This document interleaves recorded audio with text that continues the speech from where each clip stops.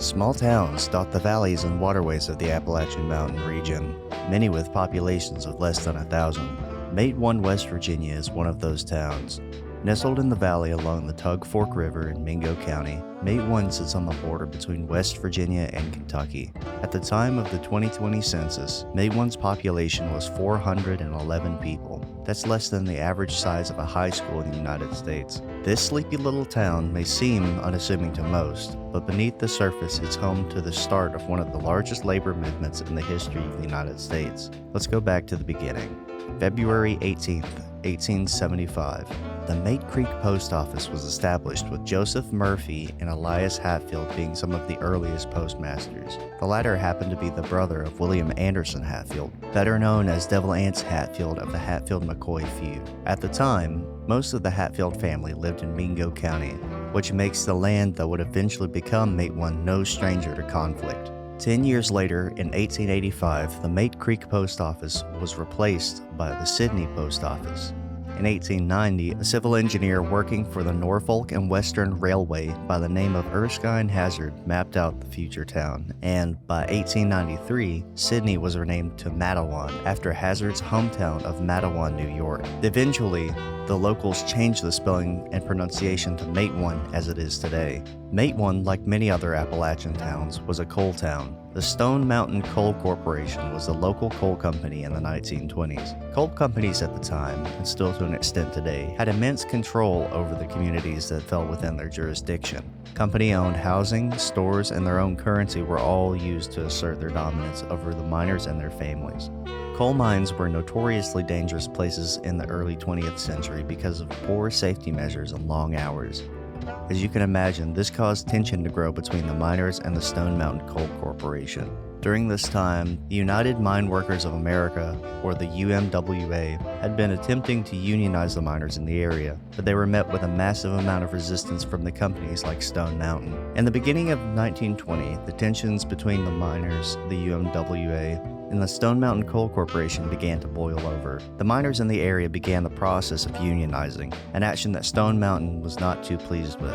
For most people, wanting a safe working environment, decent pay, fair hours, and the ability to buy goods in their community was the bare minimum. But for mining companies in the early 20th century, those demands are just too much. I mean, how are they supposed to make money when they actually have to pay their employees? So what did Stone Mountain Coal Corporation do? First, they had mass firings, harassed their miners, and evicted families from their company houses. This led to hundreds of families spending the spring of 1920 living in a community of tents referred to as the Stony Mountain Camp Tent Colony. Then, they enlisted the help of the Baldwin-Felts Detective Agency to finish the job. The Baldwin-Felts Detective Agency was a private detective agency that operated from the early 1890s to 1937. William Gibney Baldwin was the founder of the Baldwin Detective Agency.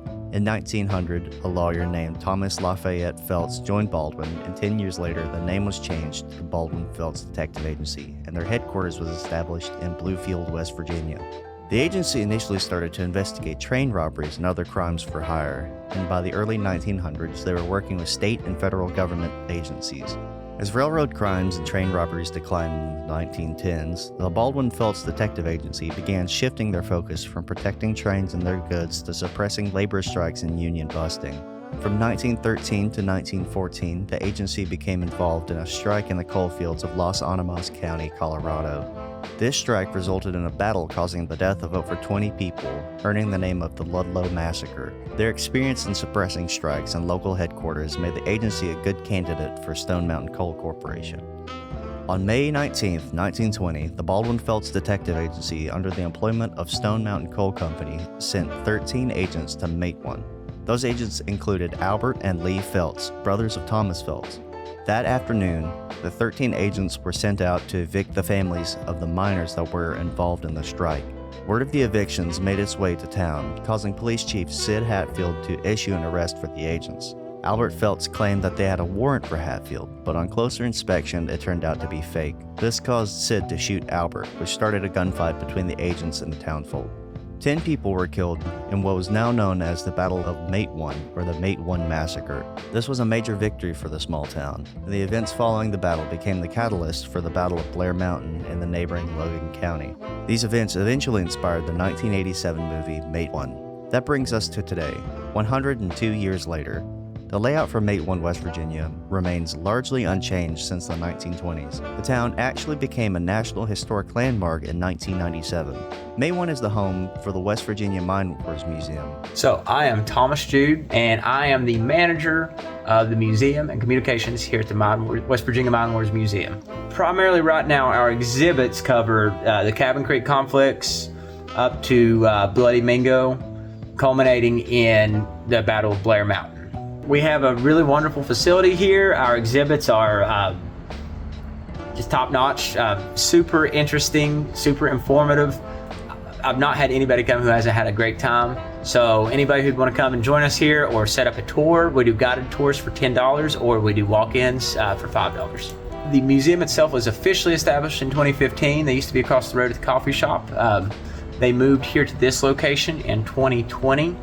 And I believe there were some efforts to start a museum in Blair prior to this museum starting as well. So yeah, in 2010, I do believe there were efforts to start some mining on Blair Mountain again. It had lost its protected status, and there was a huge mobilization of people to protest that because they didn't want to see that happen at Blair Mountain given the history. So I can go back even a little bit further. It starts at Cabin Creek, which is a little closer to like Kanawha County, that area generally. The Cabin Creek miners were able to unionize prior to the southern part of West Virginia, and then there was an effort led into southern West Virginia to get Mingo, McDowell, and Logan to also unionize, which led to the Battle of Matewan and the Battle of Blair Mountain, which almost came to military intervention at Blair Mountain. What did come to military intervention, luckily not by force, though. I think that there is a lot of distrust of outsiders, that as far as something that lingers, it seems like the distrust for outsiders is probably one of the things that we still carry with us today more than a lot of others. I think a lot of that, it's really been lost, some of the battles we won and just how bad conditions were. Or I think maybe we know that things were bad, but we don't really go into detail and understand. I think to understand the actual conflicts is pretty important to get the full story. I just love the idea of any organization that wants to make Appalachia and like rural West Virginia a better place to live. I think that this history, knowing these things and what we came from, it's almost lost information in a lot of ways. And I think it's important that our communities know that these battles happened and that people fought for the conditions that we have now. This little community of less than 500 people might seem like the run-of-the-mill town, but there's always more than meets the eye. I've been Tate Lewis for CVM 320.